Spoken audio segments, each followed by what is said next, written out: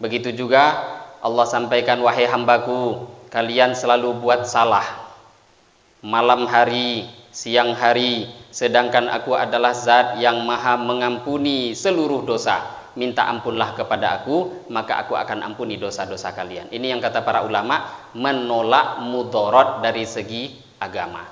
Kita ini tidak bisa tidak. Seperti apapun kita ngakunya, sesoleh apapun kita, tidak ada di antara kita orang yang lebih hebat, yang lebih soleh melebihi Rasulullah Shallallahu Alaihi Wasallam. Tapi sesoleh-solehnya Nabi tetap istighfar mohon ampun pada Allah. Dalam satu riwayat Nabi mengatakan, aku setiap hari nggak kurang istighfar itu 70 kali. Dalam riwayat lain Nabi mengatakan, tidak kurang aku ini istighfar setiap hari tidak kurang dari 100 kali.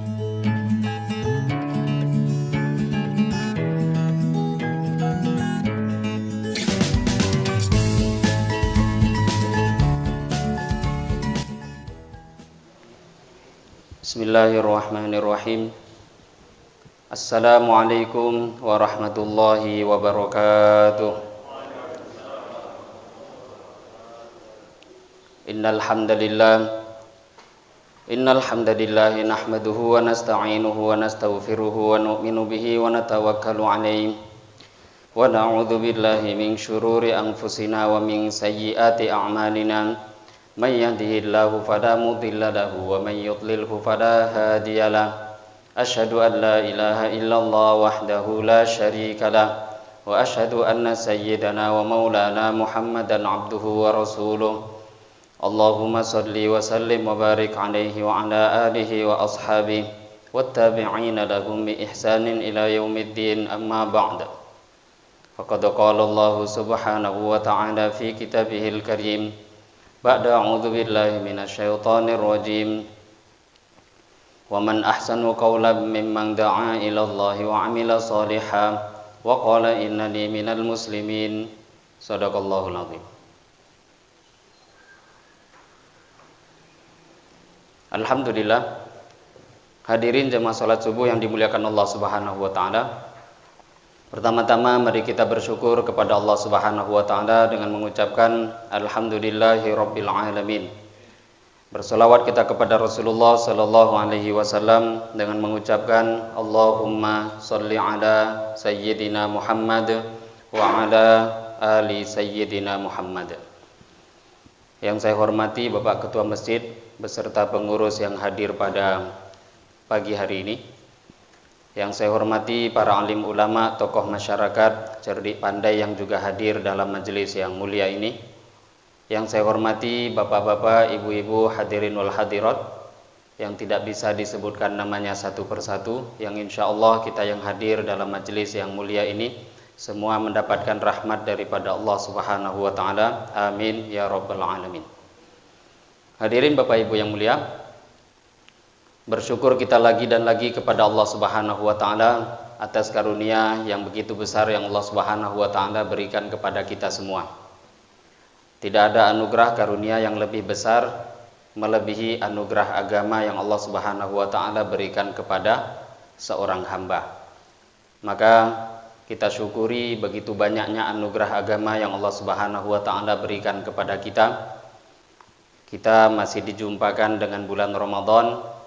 Tanpa terasa hari ini kita sudah masuk di puasa hari yang ke-20. Kalau yang sholat 1 juz tarawehnya sudah terlewatkan 20 juz tadi malam. Dan tanpa terasa malam ini sudah malam yang ke-21. Maknanya kita sudah masuk ke sepertiga bahagian terakhir daripada bulan Ramadan.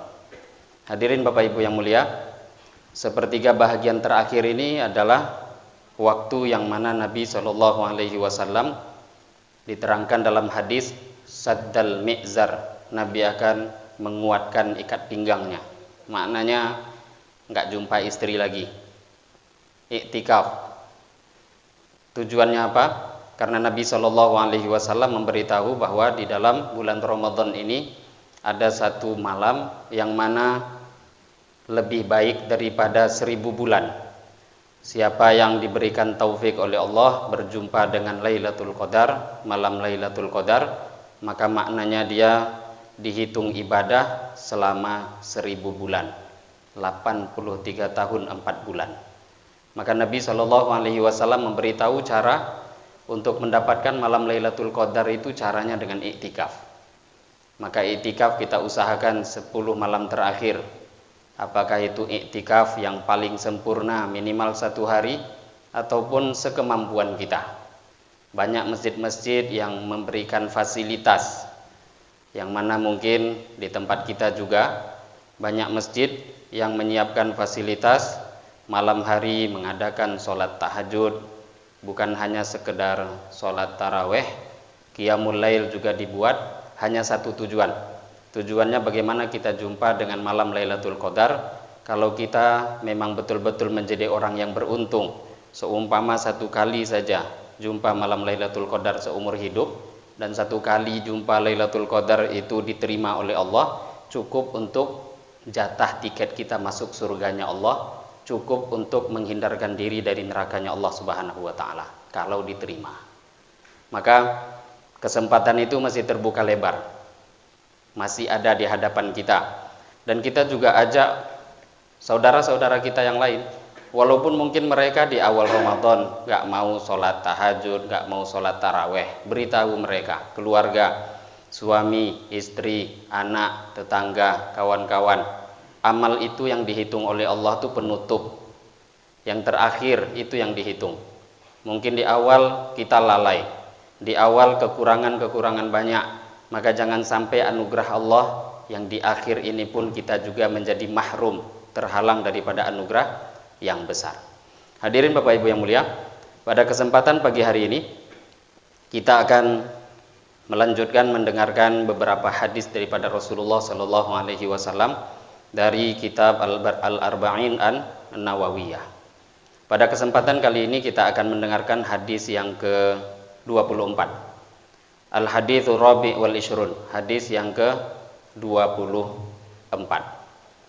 An Abi Dzarrin Al-Ghifari radhiyallahu anhu anin Nabi sallallahu alaihi wasallam fima yarwihi an rabbih azza wa jalla annahu qala ya ibadi inni haramtu dzulma ala nafsi wa ja'altuhu bainakum muharraman fala tadhalamu ya ibadi kullukum dhallun illa man hadaituhu fastahduni ahdikum ya ibadi kullukum ja'i'un illa man at'amtuhu fastat'imuni ut'imkum ya ibadi kullukum 'arin illa man kasautuhu fastaksuni aksukum ya ibadi innakum tukhti'una bil laili wan nahar wa ana aghfiru dzunuba jami'a fastaghfiruni aghfir lakum ya ibadi innakum lang tablughu dhurri fatadurruni walang tablughu naf'i fatanfa'uni ya ibadi law anna awwalakum wa akhirakum wa insakum wa jinnakum kanu ala atqa qalbi rajulin wahidin minkum ma zada dzalika fi mulki syai'a ya ibadi law anna awwalakum wa akhirakum wa insakum wa jinnakum kanu ala afjari qalbi rajulin wahidin minkum ma naqasa dzalika min mulki syai'a ya ibadi law anna awwalakum wa akhirakum wa insakum wa jinnakum qamu fi sa'idin wahid fasa'aluni fa'ataitu kulla wahidin mas'alatahu ma naqasa dzalika mimma 'indi illa kama yanqusul mikhyatu idza udkhilal bahra ya ibadi innama hiya a'malukum uhsiha lakum thumma uwaffikum iyyaha faman wajada khairan falyahmadillah wa man wajada ghaira dzalik fala yalumanna illa nafsah. Rawahu Muslim. Hadis yang ke-24 kita akan terjemahkan per lafaz. Hadis yang ke-24. An Abi Dzarrin, diriwayatkan daripada sahabat Abu Dzar Al-Ghifari radhiyallahu anhu, anin nabiyyi, daripada Nabi sallallahu alaihi wasallam, fima yarwihi an rabbih azza wa jalla. Fima, beliau meriwayatkan hadis, yarwihi, yang beliau riwayatkan, Nabi meriwayatkan, an rabbih, daripada Tuhan beliau, azza wa jalla, Allah azza wa jalla. Annahu sesungguhnya Allah azza wa jalla qala, Allah telah berfirman. Jadi kalau Nabi mengatakan Allah berfirman, hadis disandarkan Nabi kepada Allah itu namanya hadis qudsi.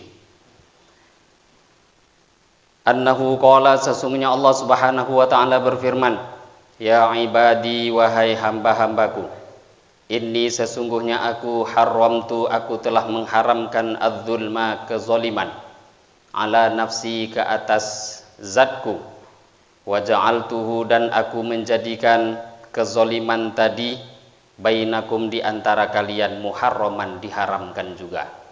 Fala tadzalamu, maka janganlah kalian saling menzolimi.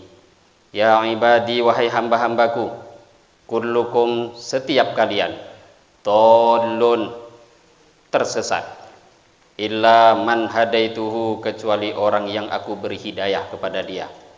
Fastahduni, maka minta petunjuk, minta hidayahlah kepada aku, ahdikum, maka aku akan berikan hidayah kepada kalian.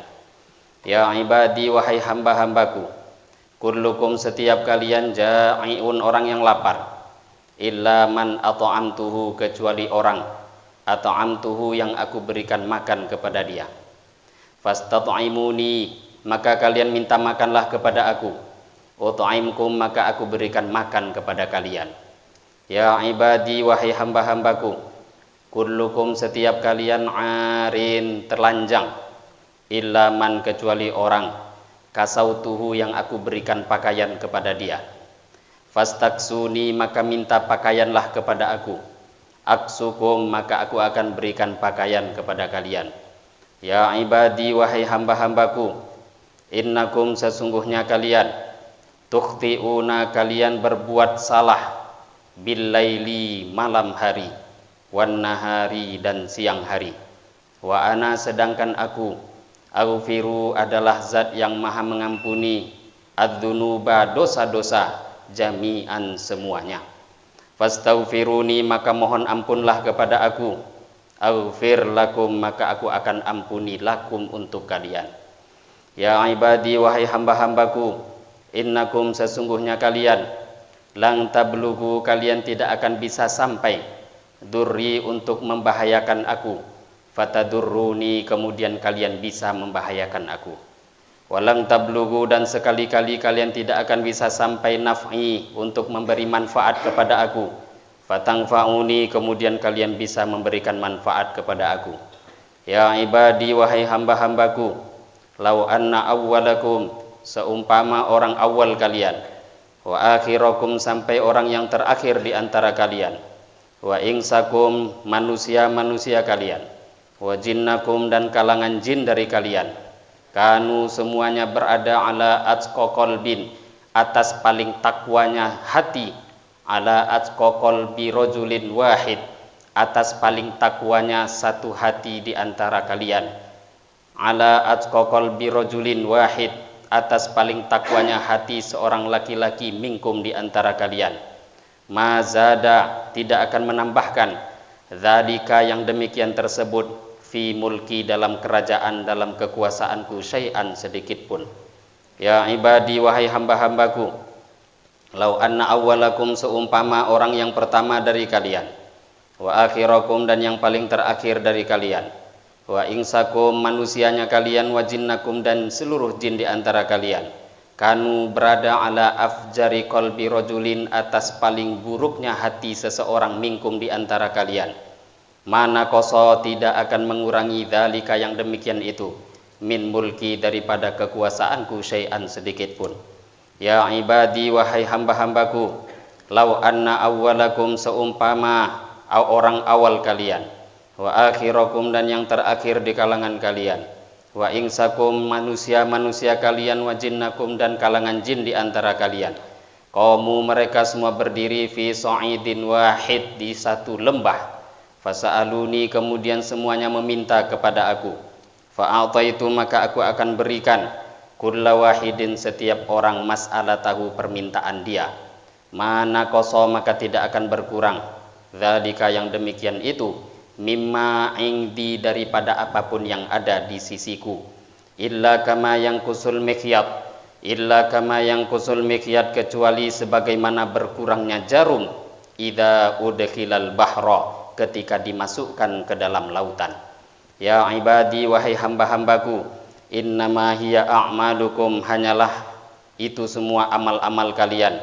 Uhsiha, akan aku jaga amal tadi lakum, untuk kalian. Tsumma uwaffikum, kemudian aku akan sempurnakan kepada kalian iyaha, amalan-amalan tadi. Faman, maka barang siapa wajada, yang menemukan khairan, kebaikan, falyahmadillaha, maka hendaklah dia memuji Allah. Waman, dan barang siapa wajada, yang mendapati ghairu dzalika, selain daripada itu, fala yadu manna, maka janganlah dia menyalahkan, illa nafsahu, kecuali dirinya sendiri. Rawahu Muslim, rawahu, telah meriwayatkan hadis Muslimun, Imam Muslim. Hadirin Bapak Ibu yang mulia, ini satu hadis yang lumayan cukup panjang. Hadis yang diriwayatkan oleh Imam Muslim rahimahullah ta'ala. Beliau meriwayatkan daripada sahabat Abu Dzar radhiyallahu ta'ala anhu, daripada Nabi sallallahu alaihi wasallam.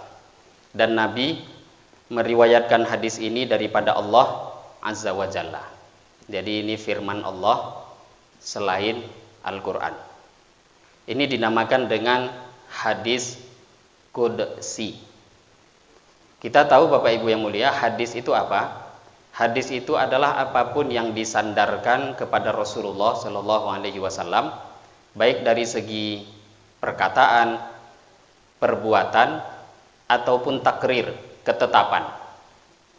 Jadi kalau ada orang mengatakan, aku telah mendengar Nabi bersabda. Jadi perkataan, aku mendengar Nabi bersabda. Bersabda itu kan perkataan. Kalau disandarkan pada Nabi, itu namanya hadis. Atau perbuatan, aku melihat Nabi berbuat seperti ini. Perbuatan, disandarkan, itu perbuatan Nabi. Itu namanya hadis. Atau takrir. Takrir itu ketetapan dari Nabi. Nabi enggak berbuat, Nabi juga tidak mengatakan, tapi perbuatan atau perkataan itu dibuat di hadapan Nabi, dan Nabi diam. Maka menunjukkan itu dibenarkan oleh Rasulullah Shallallahu Alaihi Wasallam. Maka misalkan kalau ada satu orang sahabat mengatakan, kami telah membuat hal seperti ini di depan Rasulullah, maka itu walaupun bukan amalan Nabi, itu namanya hadis. Karena disandarkan, dibuat di depan Nabi. Nabi kalau salah nggak sama dengan kita. Kalau kita tuh salah banyak pertimbangan. Bagaimana mau negurnya? Kalau ditegur mengamuk orang tuh, sudah orangnya temperamental lagi. Nah, akhirnya banyak pemikiran. Kalau kita entah sesoleh apapun kita, banyak kelemahan. Tapi kalau Nabi nggak ada yang beliau takutkan kecuali Allah. Maka kalau salah mesti akan ditegur. Salah mesti akan dibenarkan. Satu perbuatan kalau dibuat di depan Nabi, kemudian Nabi tidak menyalahkan, tidak ditegur oleh Nabi, itu termasuk takrirat, termasuk ketetapan dari Rasulullah Shallallahu Alaihi Wasallam. Lah ini hadis. Lah hadis itu tadi di sini yang kita bacakan, yang hadis tadi yang kita dengarkan ini dinamakan hadis qudsi. Hadis dia karena diriwayatkan dari Nabi. Karena Nabi yang berkata. Qudsi itu dari kata-kata kudus. Kenapa dikatakan qudsi? Karena dinisbatkan kepada Allah Azza wa Jalla. Dinisbatkan pada Allah. Jadi dikatakan ini firman Allah, perkataan Allah, ya boleh. Dikatakan sebagai hadis juga boleh. Karena dinisbatkan pada Allah dan juga dinisbatkan pada Nabi, digabungkan hadis qudsi. Hadis dia karena memang dari Nabi. Qudsi karena disandarkan pada Allah. Nah sekarang kita mungkin harus tahu bahwa ada firman-firman Allah itu sebenarnya kalau dibagi kata para ulama, annal kalam al-mudhaf ilaihi ta'ala aqsamun thalathah. Firman itu, firman Allah itu kalau disandarkan kepada Allah, itu bukan hanya satu, tidak. Ada 3 macam nanti. Jadi firman Allah itu ada 3. Yang pertama Al-Quran. Jadi Al-Quran itu firman Allah. Yang kedua, kitab-kitab yang terdahulu yang Allah turunkan kepada para nabi selain Al-Quran. Yang wajib kita imani ya Quran, Taurat, Injil, Zabur. Tapi tentu di sini ada satu pembahasan dibatasi. Firman-firman Allah selain Al-Quran qabla taghyiruha wa tabdiliha. Memang yang kita imani itu firman Allah tentu yang tidak ada perubahan dan tidak ada penggantian sedikit pun. Sedangkan yang ada sekarang Al-Quran mengatakan itu sudah dirubah-rubah. Bukan kita yang mengatakan. Lah kalau kita jelas ini kajian tentang khusus kalangan jemaah orang Islam, habis itu dipotong video, disebar kemana-mana, ya salah yang motong, salah yang dengar. Ini kajian untuk khusus kita. Maka mau tidak mau tentu orang harus meyakini agama dia yang benar. Al-Quran itu kitab suci yang tidak dirubah. Selain Al-Quran itu sudah ada perubahan. Dan kita tidak pungkiri tentu yang asli-asli masih ada. Tapi entah mana yang asli kita tidak tahu. Jadi yang kedua, firman Allah itu selain Al-Quran adalah kitab-kitab suci yang diturunkan selain Al-Quran. Tapi tentu kita tambahkan kata para ulama sebelum ada perubahan dan diganti-ganti oleh tangan manusia. Ini yang kedua. Yang ketiga, nah ini yang kita bahas. Yang ketiga firman Allah itu namanya hadis qudsi. Jadi ada firman Allah selain Al-Quran itu dua. Kitab-kitab yang juga diturunkan Allah selain Al-Quran dan hadis qudsi. Lah hadis qudsi dengan Al-Quran paling tidak. Hadis qudsi dengan Al-Quran walaupun sama-sama firman Allah itu berbeda. Walaupun sama-sama firman Allah. Al-Quran itu firman Allah. Hadis qudsi juga firman Allah. Tapi perbedaannya itu sangat banyak. Di antara perbedaannya, Al-Quran ini memang betul-betul terjaga. Kaunuhu mu'jizatan baqiyatan ala marrid dahri. Al-Quran ini adalah mukjizat yang betul-betul terjaga sepanjang zaman sampai hari kiamat. Ini sudah menjadi janji Allah. Ini sudah menjadi janji Allah. Wa inna lahu lahafidun. Nahnu nazzalna dzikra wa inna lahu lahafidun. Aku yang menurunkan Al-Quran, az-zikra, wa inna lahu lahafidun, dan aku yang akan menjaganya, kata Allah. Dan ini nggak ada ini janji-janji ini Allah berikan pada kitab selain Al-Quran, nggak ada. Makanya dirubah-rubah. Termasuk di antara bukti mukjizat Al-Quran ini betul-betul dijaga oleh Allah Subhanahu wa taala, maka Allah jaga dengan memunculkan para hafiz-hafiz Al-Quran. Ini di antara buktinya. Kitab selain Al-Quran tidak bisa dihafal. Orang bahasa aslinya aja jadi hilang. Kalau sudah agama-agama apapun, itu kalau sudah sampai di Indonesia, ya sudah jadi bahasa Indonesia, kitab aslinya hilang. Alah sampai beko di Sumatera Barat, nanti langsung jadi kitabnya berbahasa Minang. Kalau sudah sampai di Jawa, kitab sucinya langsung berubah menjadi bahasa Jawa. Nggak ada bahasa asli. Nah terus bagaimana mau dijaga? Maka Allah yang turunkan Al-Quran, Allah janji Allah yang akan jaga. Nah ini perbedaan pertama. Keistimewaan yang Al-Quran miliki yang tidak ada pada kitab lainnya, bahkan termasuk juga hadis walaupun itu hadis qudsi. Di antara kelebihannya lagi Al-Quran, wa bihurmati masihi lil muhdits, haram untuk memegang Al-Quran bagi orang yang hadas. Jadi para ulama mazhab itu menyampaikan bahwa kalau kita sedang hadas, walaupun hadas kecil, megang Al-Quran itu nggak boleh. Megang pun nggak boleh. Membaca boleh nggak? Kalau hadas kecil boleh membaca, karena membaca kan nggak harus megang. Megang dengan membaca itu berbeda. Terkadang ada orang bingung, kok memegang nggak boleh, habis itu membaca boleh? Ya memang beda. Kalau memegang itu kan belum tentu membaca. Dipegangnya Al-Quran belum tentu dia baca. Ada orang yang membaca belum tentu dipegang. Itulah hafiz Al-Quran. Entah hafal Qurannya 30 juz, entah 15, entah hafalnya cuma satu surat Al-Fatihah. Kan bisa dia baca Al-Fatihah tanpa memegang Al-Quran. Lah sekarang kalau orang dia ini muhdits, berhadas, hadas kecil. Boleh nggak baca Quran? Boleh saja. Tapi nanti memegang, menyentuh Al-Quran ketika hadas, haram hukumnya. Dan ini tidak berlaku untuk hadis. Jadi hadis boleh saja. Orang yang megang kitab hadis, Bukhari, Muslim, kok nggak ada wudu, boleh nggak? Boleh, nggak ada masalah. Tapi nanti pembahasan adab itu lain cerita. Al-Imam Malik rahimahullahu ta'ala, imamnya Ahlus Sunnah, gurunya para ulama, gurunya para mujtahid Imam Malik, beliau kalau sudah ingin mengisi kajian hadis, maka beliau akan mandi terlebih dahulu. Jangankan wudu, mandi. Beliau Imam Malik ingin membaca hadis Rasulullah itu akan membuat satu suasana keadaan pakaian yang terbaik.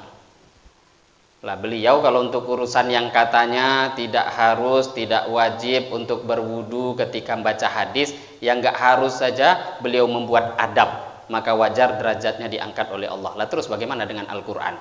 Lah parahnya kita, Al-Quran yang dikatakan oleh para ulama harus berwudu untuk memegangnya. Kita malah nggak mau wudu dengan alasan nggak wajib. Yang nggak wajib saja ulama katakan mereka jangankan wudu, mandi mereka untuk mengerjakannya. Saking menjaga sunnah Rasulullah SAW. Jadi Imam Malik itu, Bapak Ibu yang mulia, saking beradabnya beliau kalau sudah berada di kota Madinah itu nggak pernah pakai sendal, nggak pernah. Apakah haram? Enggak. Orang tuh jadi ulama bukan cuma mikir halal haram. Ulama sekelas Imam Malik bukan cuma berpikir ini perintah, ini larangan, enggak. Adab itu jauh lebih tinggi di atas segalanya. Maka beliau ditanya, kok Tuhan tidak mau pakai sendal di Madinah?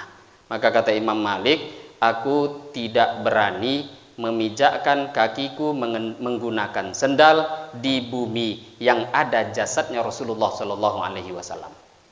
Ini enggak urusan halal haram. Jadi kalau ada itu bid'ah, nah itu salah lagi. Memang belum levelnya. Itu Imam Malik.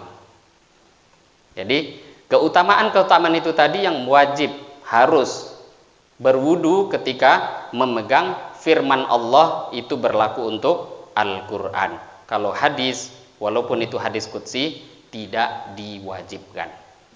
Nah, ini kelebihan Al-Quran. Kemudian diantaranya lagi, Al-Quran tidak boleh diriwayatkan dengan makna.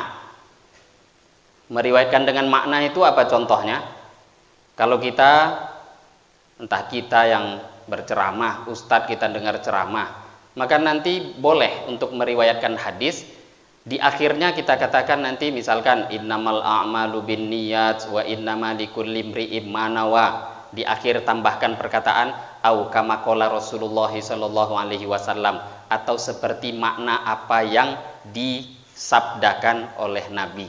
Jadi kita tetap nggak berani untuk mengatakan pasti persis, enggak. Maknanya sesuai dengan apa yang diriwayatkan Nabi. Ini kalau untuk hadis boleh, tapi kalau untuk Al-Quran nggak boleh. Ada ustadz atau kita baca ayat Al-Quran, faqad qala Allah Ta'ala fi kitabihil karim, Allah berfirman dalam Al-Quran, walladzina jahadu fina lanahdiyannahum subulana. Kemudian kita tutup au kama qala Allah, atau seperti apa yang Allah firmankan. Oh, enggak boleh. Quran harus jelas, pasti, tidak pasti jangan dibaca. Dia enggak bisa diriwayatkan dengan makna seperti kira-kira, enggak, harus jelas, harus pasti. Itu Quran. Hadis boleh meriwayatkannya dengan makna. Maka nanti ada sedikit perubahan beberapa kalimat sehingga tidak merubah makna. Maka jangan heran kita ketika nanti membaca satu hadis. Kalau ini kan kitab kecil, Al-Arba'in An-Nawawi. Nanti kalau kita membaca hadis kitab-kitab yang lebih besar, maka nanti para ulama menceritakan satu riwayat. Wa fi riwayatin, wa fi riwayatin, wa fi riwayatin. Dalam riwayat lain diterangkan, dalam riwayat lain diterangkan, dalam riwayat Imam Tirmidzi berbeda lagi. Ada perbedaan, tapi ternyata maknanya satu. Lah kok bisa ya sahabat ini menceritakan satu keadaan yang sama tapi kok berbeda bahasanya, tapi maknanya satu. Memang seperti itu. Hadis boleh meriwayatkan dengan makna. Berbeda dengan Al-Quran. Ini perbedaan antara Quran dengan hadis qudsi. Kemudian diantaranya kelebihan Al-Quran itu memang tertentu diperbolehkan membacanya di dalam sholat. Hadis nggak boleh. Kalau ada orang baca hadis dalam sholat, batal sholatnya. Walaupun itu hadis Bukhari. Allahu Akbar, innamal a'malu binniyat. Batal. Itu baca Fatihah, baca Al-Baqarah, baca Ali Imran. Tertentu dia di dalam sholat. Selain itu nggak boleh. Kekhususan Al-Quran. Kemudian setiap huruf dari Al-Quran itu punya kelebihan. Dalam hadis yang kita tahu, setiap satu huruf, bukan satu ayat, huruf Bismillahirrahmanirrahim, ba satu huruf, alif satu huruf, sin satu huruf, mim satu huruf. Setiap huruf daripada Al-Quran maka akan diberikan pahala minimal 10 kebaikan. Ini kekhususan Al-Quran. Kalau hadis enggak. Duduk kajian hadis dapat pahala, tapi bukan satu huruf daripada hadis kemudian 10 kebaikan. Enggak. Itu kekhususan keutamaan yang Allah berikan untuk Al-Quran. Kemudian di antara kelebihan Al-Quran, para ulama melarang untuk menjual belikan Al-Quran. Satu riwayat daripada Imam Ahmad sampai mengatakan haram jual beli Al-Quran. Al-Imam Asy-Syafi'i mengatakan makruh. Yang penting makruh dengan haram itu adik kakak. Yang parah itu kalau satu mengatakan wajib, yang satu mengatakan sunnah. Nah, ini susah ini.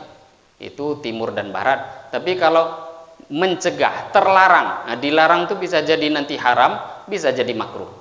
Lah Ustaz, kok kami tengok banyak yang jual-jual Quran. Nah, ini sebenarnya pandai-pandailah berniat. Pandai-pandai niat. Maka orang sebenarnya kalau jual punya toko, itu jangan niat jual beli Quran. Kalau hadis boleh. Kitab-kitab agama, buku-buku agama boleh, nggak masalah. Quran pandai-pandai niat. Karena ulama itu minimal pendapat itu mengatakan makruh. Tapi berbeda kalau yang dia niatkan nanti ini sebagai jasa dalam hati, saya bukan menjual kitabullah. Kan nggak enak. Ayat Allah mau dijual coba. Itu bukan menjual Al-Quran, tapi jasa. Itu kan pakai kertas, perlu dicetak. Saya ngambil dari jauh tempat, itu bayar jasa. Yang mau dibayar itu cuma jasa kita. Begitu juga para ulama, para ustadz yang mengajar. Ini urusannya niat. Kalau ada satu orang yang betul-betul mengajarkan agama, nyampaikan Quran, nyampaikan hadis, dia tujuan untuk menjual, maka ini terkena ancaman ayat Al-Quran. Wala tashtaru bihi thamanan qalila. Jangan jual ayat-ayat Allah itu dengan harga yang sangat ringan, rendah. Enggak. Lah kalau ada dia niat seperti itu, salah. Tapi mau nggak mau kan ulama, para guru, para ustadz, mereka mau nggak mau punya waktu yang tersita. Beberapa jam tersita, maka waktu mereka yang kita ganti. Kalau tujuannya mereka para ulama itu urusan mereka dengan Allah. Itu mereka harus pandai-pandai niat sendiri. Bukan menjual ayat, tidak, tapi waktu mereka yang kita gantikan. Nah, ini termasuk di antara keutamaan Al-Quran tadi. Dilarang, terlarang untuk dijual. Sebagian ulama sampai mengatakan haram, sebagian lagi mengatakan makruh. Imam Syafi'i mengatakan makruh untuk menjual Al-Quran. Ini beberapa keutamaan-keutamaan yang sebenarnya banyak lagi. Perbedaan antara hadis qudsi dengan Al-Quran. Sehingga kita tahu nanti kalau ada pembacaan Nabi SAW bersabda, beliau meriwayatkan daripada Tuhannya, dari Allah. Ini namanya hadis qudsi. Apa itu hadis qudsi? Ya firman Allah selain Al-Quran. Walaupun dia firman Allah, tetapi kedudukannya ataupun hukumnya itu tidak sama dengan Al-Quran. Karena itu disejajarkan dengan hadis Nabi SAW. Nah, ini di antara beberapa yang perlu kita fahami sebelum kita masuk dalam matan isinya hadis. Ini baru pembahasan fima yarwihi an rabbihi azza wa jalla. Kemudian Nabi SAW, Abu Dzar Al-Ghifari tadi menyampaikan bahwa Nabi bersabda, Allah Subhanahu wa taala berfirman, wahai hambaku, kata Allah, wahai hambaku, inni haramtu dzulma, sesungguhnya aku mengharamkan kezaliman. ala nafsi, atas diriku. Kemudian fala tadzalamu wa ja'altuhu, dan aku menjadikan kezaliman itu bainakum muharraman, aku haramkan juga di antara kalian, maka janganlah kalian saling menzolimi. Jadi zolim ini dari segi bahasa itu wad'u syai' fi ghairi mahallihi, meletakkan suatu perkara bukan pada tempatnya, itu zolim secara bahasa. Udah jelas itu sejadah untuk sholat, dipakainya untuk ngepel masjid, itu zolim. Misal, zolim itu apa? Meletakkan suatu perkara bukan pada tempatnya, itu zolim. Peci, topi itu di kepala, kok diletakkan di kaki, itu zolim secara bahasa. Kemudian kezoliman ini pun disepakati, bukan hanya untuk umat Islam, seluruh agama sepakat mengatakan kezoliman ini haram. Maka ketika Allah katakan jangan kalian saling menzolimi, ini semua agama apapun mengakui hal ini. Menumpahkan darah, menyakiti orang lain, mengganggu orang lain, satu agama pun tidak ada yang memperbolehkannya. Kezoliman itu bertingkat, kezoliman itu bermacam-macam. Kezoliman yang tertinggi, yang umum bahkan digunakan di dalam Al-Quran, innasyirka ladzulmun azim. Innasyirka ladzulmun azim. Kezoliman yang paling besar itu innasyirka, sesungguhnya kesyirikan, ladzulmun azim, itu adalah kezoliman yang paling besar. Jadi orang tuh kalau sudah nggak mau nyembah Allah ataupun ngaku Allah tuh jadi Tuhan, tapi juga tetap menjadikan yang lain sebagai sekutu-sekutu bagi Allah, menganggap selain Allah punya kekuatan tersendiri, ini namanya kezoliman yang paling besar. Dan kezoliman tingkatan-tingkatan lainnya tuh maksiat di bawahnya. Orang buat maksiat apapun itu zolim. Kenapa? Karena seseorang manusia, kalau dia sudah berbuat satu hal yang tidak pada tempatnya, itu namanya zolim. Maka Nabi Shallallahu Alaihi Wasallam banyak hadis, banyak riwayat yang beliau nanti menerangkan bahwa kemaksiatan adzulmu dzulumatun yaumal qiyamah, kezoliman itu akan menjadi kegelapan nanti pada hari kiamat. Banyak juga Nabi dalam riwayat lain mengatakan mangkanat ingdahu madlamatun li akhihi, siapa yang adanya pada diri dia madlamatun, ada kezoliman yang dia buat, li akhihi, pada saudara dia, maka hendaklah dia minta halal daripada saudaranya itu di dunia. Fa innahu laisa thamma dinarun wala dirham, karena nanti di akhirat sudah enggak laku lagi dinar, enggak laku lagi dirham, enggak laku lagi harta, min qabli ayyukhadha li akhihi min hasanatihi, yang laku itu nanti di akhirat adalah amal-amal. Kalau kita ini berbuat zalim pada orang, maka nanti cara bayarnya amal-amal kebaikan kita akan diambil oleh orang-orang yang kita zalimi. Kalau nggak ada amal kebaikan, maka nanti keburukan-keburukan dia yang akan ditumpahkan kepada kita. Maka Nabi mengatakan manil muflis, tahu nggak siapa orang yang rugi? Siapa yang rugi? Kalau dagang itu selalu tekor aja, siapa? Maka kata sahabat, orang yang jual beli nggak ada untung ya Rasulullah. Kata Nabi, bukan. Yang rugi itu adalah orang yang dia sebenarnya banyak amalnya, banyak sholat, banyak puasa, banyak zakat, tapi suka caci maki orang, suka buat kezoliman. Akhirnya nanti di akhirat amal dia diambil oleh orang lain. Ketika amal dia sudah habis, dia masih juga kezolimannya ada, maka kezoliman, kesalahan-kesalahan orang itu dosanya ditimpakan kepada dia.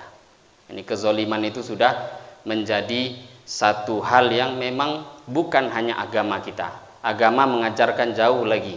Bahkan apapun itu, meletakkan satu perkara yang bukan pada tempatnya, itu pun dikatakan kezoliman. Kemudian Allah Subhanahu wa taala menyampaikan pesan, ya ibadi, wahai hamba-hambaku, kullukum dhallun, kalian semua tersesat, illa man hadaituhu, kecuali orang yang aku beri hidayah. Fastahduni ahdikum, minta hidayahlah kepada aku, maka aku akan berikan hidayah pada kalian. Nah, ini hadis luar biasa ini. Allah sampaikan kalian semua tersesat kecuali orang yang aku beri hidayah. Nah, ini beberapa hari yang lalu, ini hadis ini dibaca oleh satu orang ustadz. Kan belum lama ada satu orang dai itu dikampar. Disampaikan semua ormas Islam itu sesat. Muhammadiyah firqah dhalah, NU firqah dhalah, Jamaah Tabligh firqah dhalah, Perti firqah dhalah, Tarbiyah firqah dhalah, semua sesat. Nah, ini ternyata pas klarifikasi pun juga salah. Klarifikasi pertama tapi ternyata ormas-ormas nggak terima. Akhirnya diundang ke MUI. Setelah diundang ke MUI, maka dai, ini kawan-kawan dari Wahabi, dia bacakan hadis ini ternyata. Hadis yang kita baca sekarang. Maka dia pun membaca, pertama saya mau klarifikasi.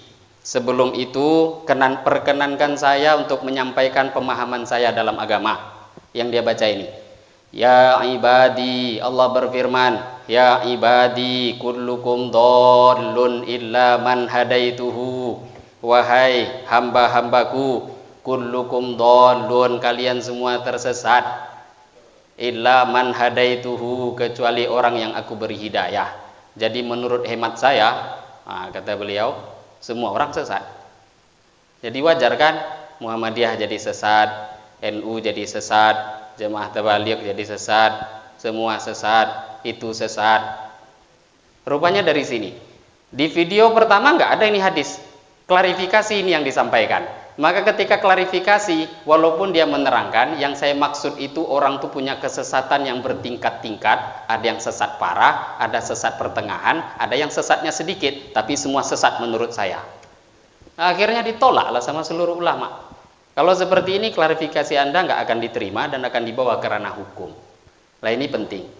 Kita membaca hadis itu harus jangan tengok lafadz zohirnya.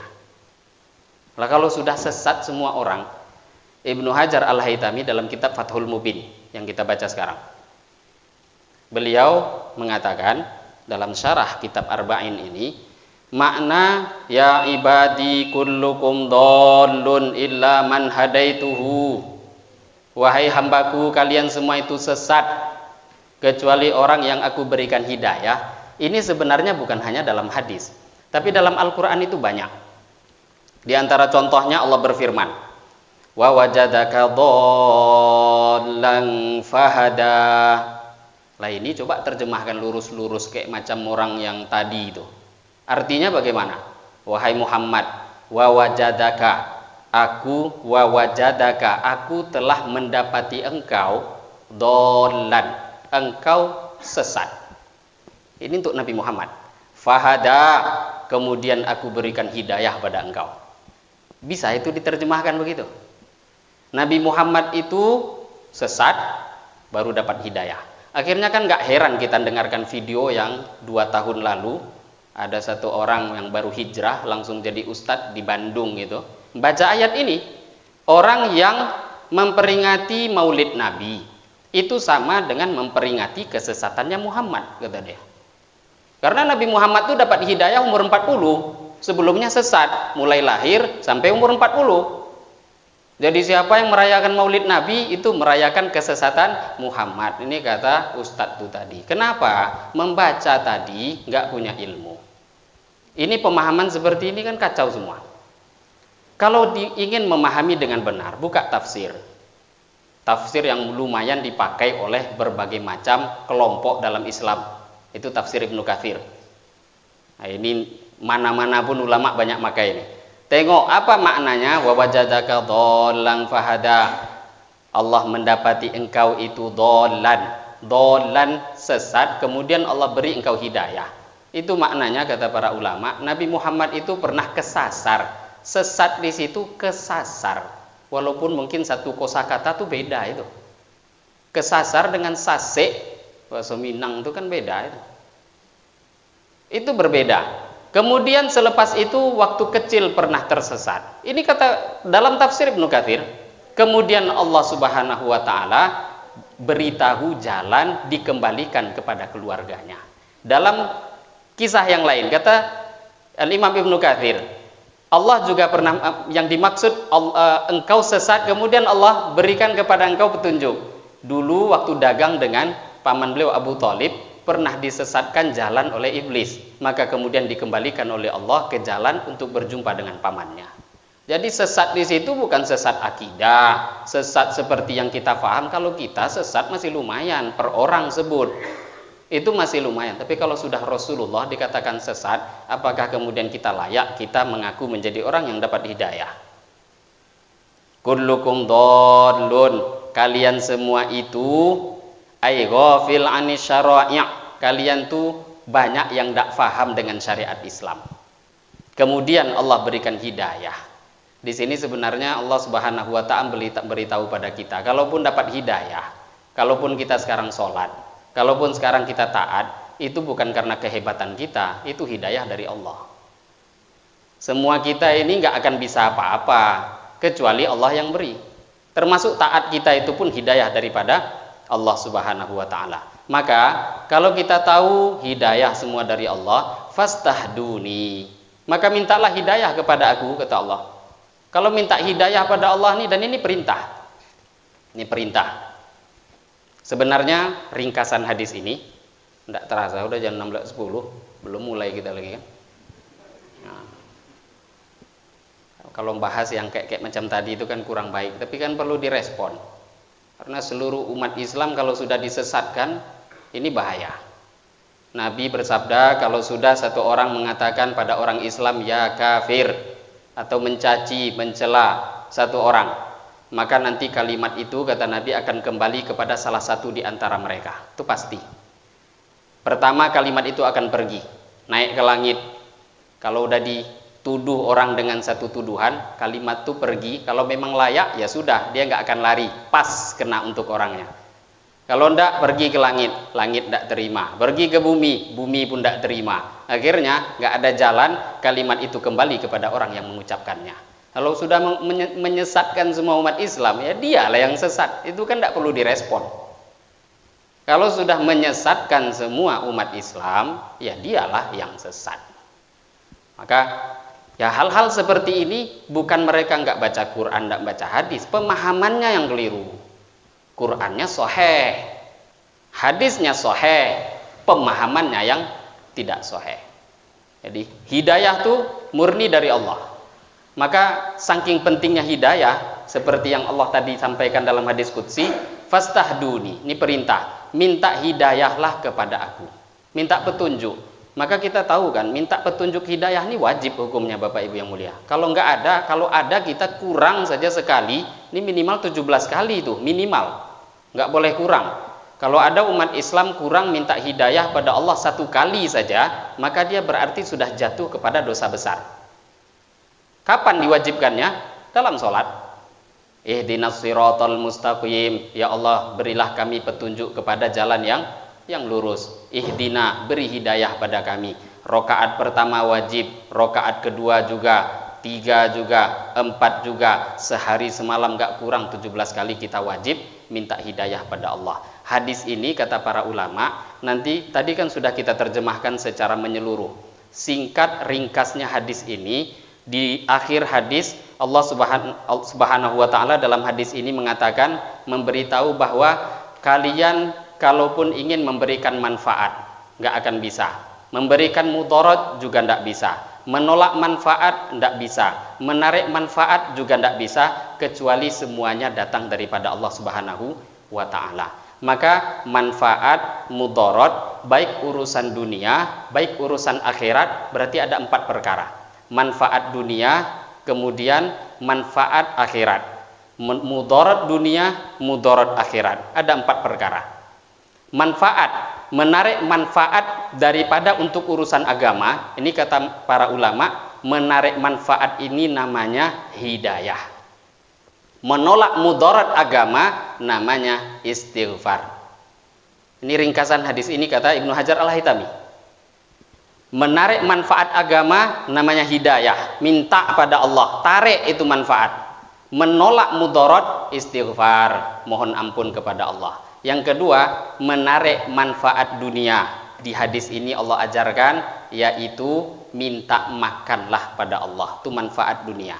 Menolak mudaratnya, minta pakaianlah kepada Allah. Jadi dunia disuruh juga, akhirat pun juga diajarkan, baik manfaat, mudarat, semua datang pada Allah. Tidak akan bisa kita buat apa-apa kecuali minta pada Allah. Lah, karena 4 perkara ini pasti ada urutan. Yang terpenting daripada itu semua tentu hidayah. Maka Allah memulai daripada pembicaraan hidayah.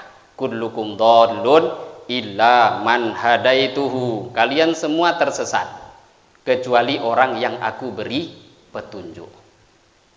Maka hadirin yang mulia, di sini Nabi Shallallahu Alaihi Wasallam memberitahu bahwa yang dimaksud kata para ulama di sini kullukum dhallun, sesat itu sama dengan ayat yang tadi, contoh daripada ayat Al-Quran. Nabi saja, jangankan kita. Yang mulia baginda Muhammad Shallallahu Alaihi Wasallam dulu juga dalam Al-Quran Allah pernah beritahu, wa kadzalika auhayna ilaika ruham min amrina ma kunta tadri mal kitab walal iman. Begitulah kata Allah, auhayna ilaika ruham min amrina, aku berikan wahyu kepada engkau wahai Muhammad daripada malaikat Jibril yang datang daripada Allah Subhanahu wa taala. Ketika beri wahyu, makung tata dari mal kitab walal iman. Engkau itu sebelumnya enggak kenal yang namanya kitab, enggak kenal namanya iman. Maknanya tadi, awal mula memang dari kosong diberitahu oleh Allah. Bukan sesat seperti pemahaman orang-orang yang salah faham tadi.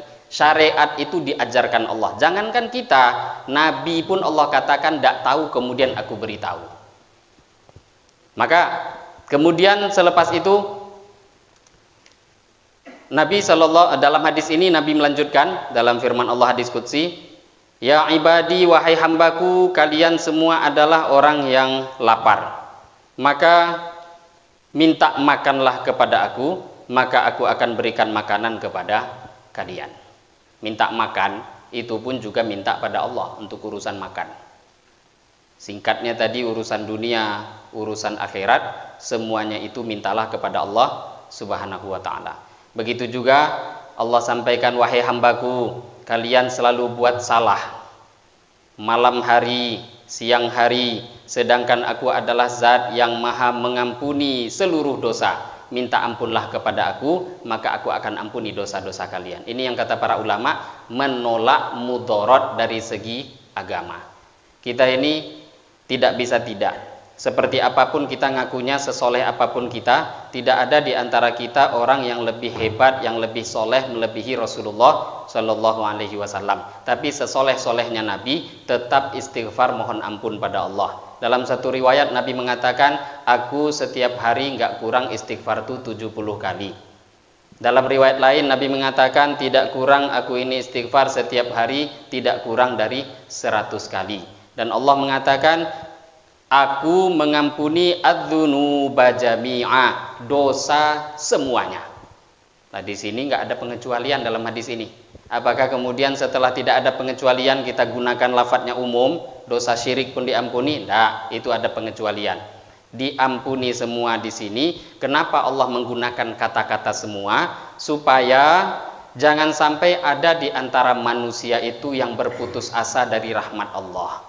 Ketahuilah dosa sebesar apapun, pahamilah kesalahan kita sebesar apapun, kalau kita ingin tetap mau juga kembali pada Allah, semua dosa-dosa itu bisa diampuni oleh Allah Subhanahu wa taala. Pengecualian kecuali syirik. Maka ini maksud kata para ulama, Nabi Allah ingin menggiring kita, jangan sampai kita itu putus asa daripada rahmatnya Allah. Maka bagi orang-orang yang sudah terlanjur buat salah, terlanjur berbuat dosa sebesar apapun, maka rahmat Allah ketahuilah lebih besar daripada dosa-dosa yang dibuat oleh manusia. Bahkan dalam satu hadis Allah Subhanahu wa taala juga menyampaikan, laula annakum tudznibuna wa tastaghfiruna la dhahaballahu bikum wa jaa biqaumin ghairakum fayudhnibu fayastaghfiruna fayaghfirallahu lahum.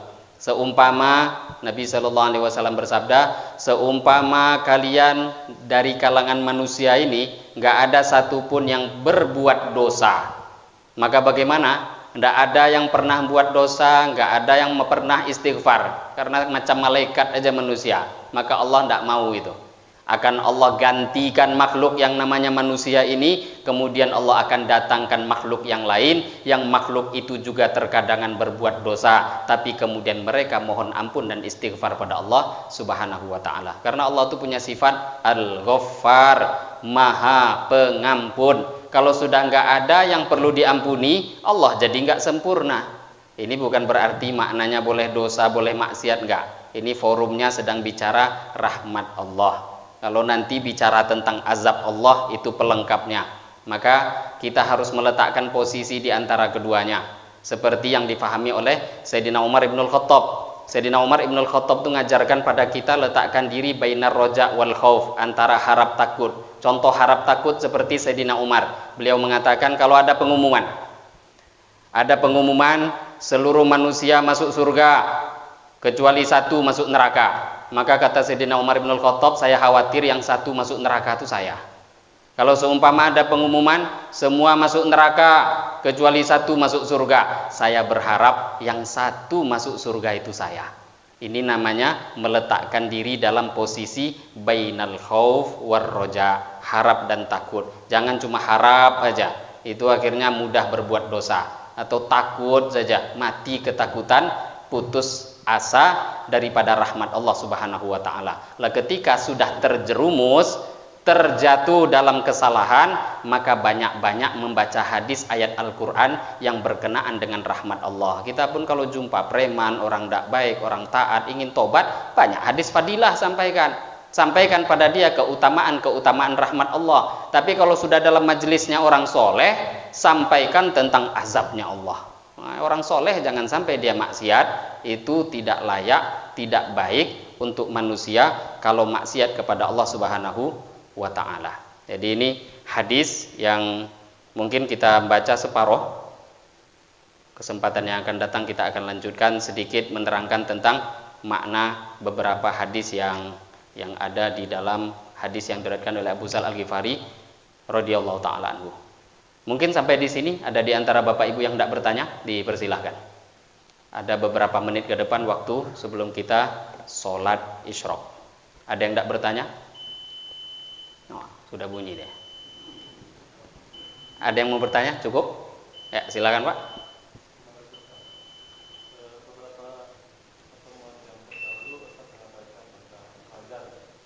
Apa? Oh, nazar.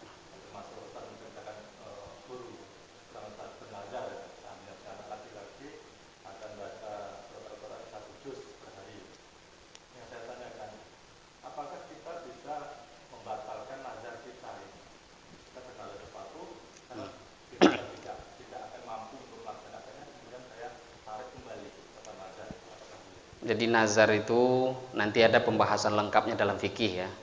Nazar itu ada beberapa. Yang pertama dia harus tahu dulu nazarnya itu sah atau tidak. Karena tidak semua nazar itu kemudian sah, enggak. Ada nazar yang ketika dia nazarkan, nazarnya enggak sah. Kenapa? Ya karena syarat-syaratnya enggak tercukupi. Di antara syaratnya nazar itu paling tidak harus berhubungan dengan hal-hal yang mubah.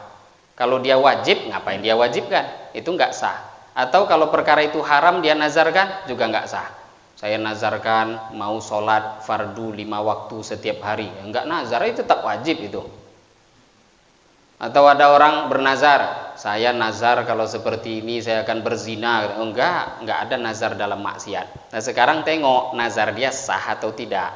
Lah maka ketika nazar dia itu sah, kok kemudian dia langgar, solusinya itu dalam kitab fikih, memang dari hadis Nabi adalah kafaroh nazar. Nah itu kafaroh nazar itu diantaranya kok dia apakan namanya itu? Seperti Sayyidina Aisyah radhiyallahu taala anha. Beliau pernah meriwayatkan satu hadis. Maka kemudian selepas itu dibantah oleh keponakannya. Padahal bukan membantah, cuma ingin bertanya tapi nampak seolah tidak menerima. Maka pada waktu itu keponakan beliau Abdullah bin Zubair. Maka pada waktu itu Sayyidina Aisyah radhiyallahu taala anha beliau langsung bernazar tidak akan berbicara sampai mati dengan keponakannya. Kenapa? Kalau sudah nentang ucapan Rasulullah tuh sahabat dah nggak mau terima. Nah, singkat cerita itu kan karena nazar. Maka akhirnya ada yang berusaha untuk menjumpakan keponakan dengan bibi ini Sampai singkat cerita akhirnya Abdullah bin Zubair minta maaf, memeluk daripada bibinya. Maka karena sudah berbicara, ini kan ngelanggar, maka membayar kafaroh nadar. Di antaranya berpuasa 3 hari. Nah, itu sebenarnya ini ada pembahasan khusus. Kalau saya yang teringat seperti itu, tapi yang terbaik untuk urusan nazar itu harus lengkap, karena nazar nanti ada beberapa macam, ada yang makruh, kemudian kafaroh nazar itu juga ada pembahasan lengkap dalam pembahasan fikih. Di antara kafaroh nazar berpuasa 3 hari. Semoga bisa memberikan jawabannya. Ada yang tidak bertanya lagi? Dari ibu-ibu cukup? Jadi alhamdulillah, mungkin itu yang bisa kita dengarkan. Tidak lengkap satu hadis pada kesempatan hari ini, insya Allah bisa kita lanjutkan dalam pertemuan setelahnya. Lebih kurangnya saya mohon maaf. Wabillahi taufiq wal hidayah. Wassalamualaikum warahmatullahi wabarakatuh.